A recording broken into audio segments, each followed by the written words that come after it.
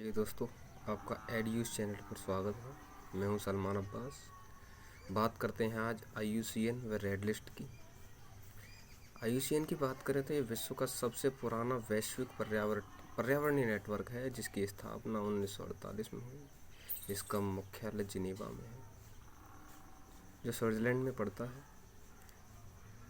IUCN संकटग्रस्त जीव जंतुओं के लिए सूची जारी करता है।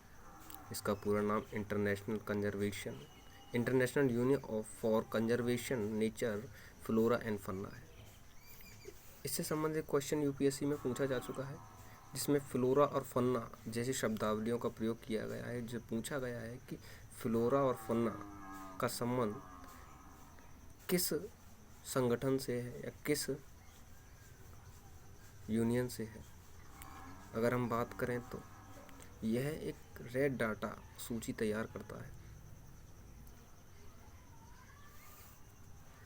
इसके अलावा IUCN के मुख्य कार्यों को हम देखें तो प्रजातियों का संरक्षण,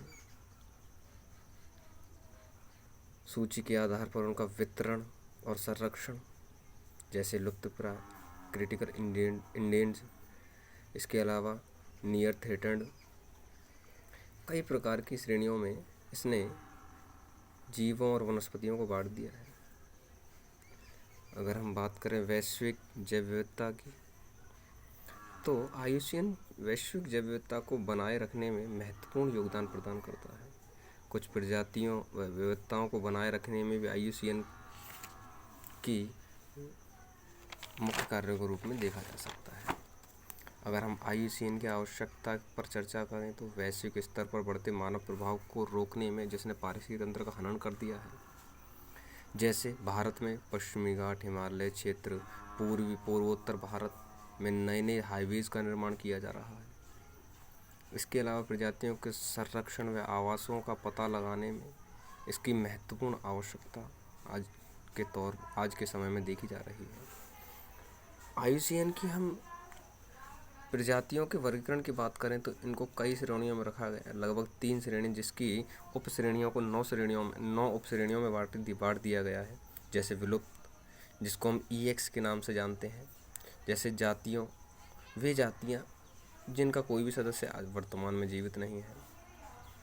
वन विलुप्त, अगर हम वन विलुप्त का इन्हें EW कहते हैं, या extinct in the wild.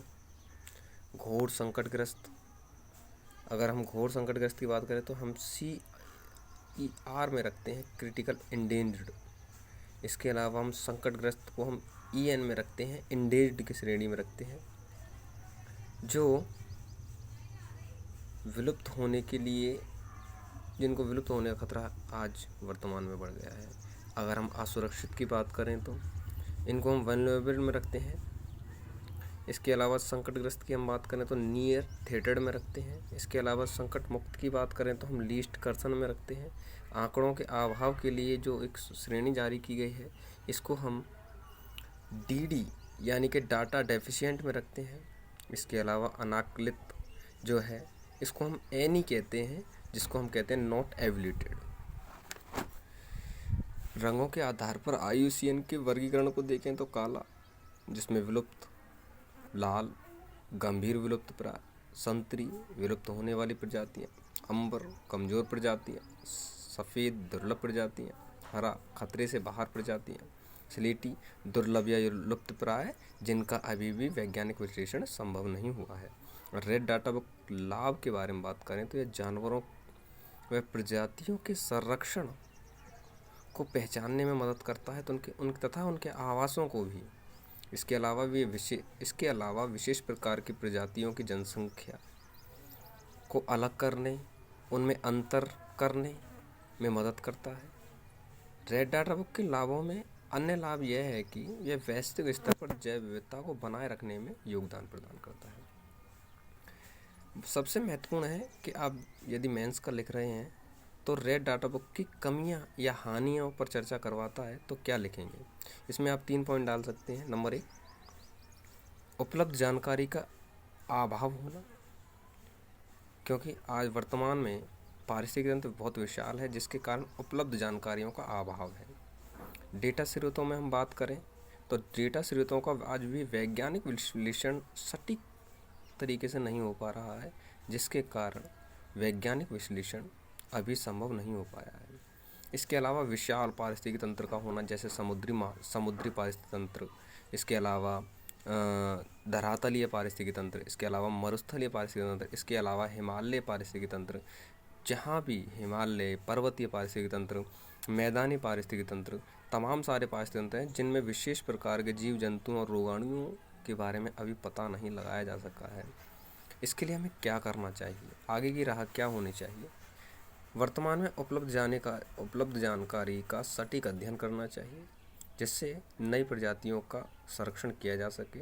Data स्रोतों का वैज्ञानिक विश्लेषण किया जाना चाहिए और नई पद्धतियों को अपनाया जाना चाहिए।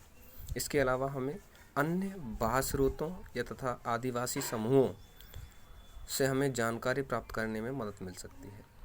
इसके अलावा हम विशाल पारिस्थितिकी तंत्र को छोटे चीज़ों में समेटने के लिए हमें एक विशेष प्रकार की उपकरणों की आवश्यकता है, जो अभी तक नहीं है। ऐसे उपकरणों को सरकार द्वारा मुहैया कराकर अध्येताओं को जारी किए जाने चाहिए। धन्यवाद।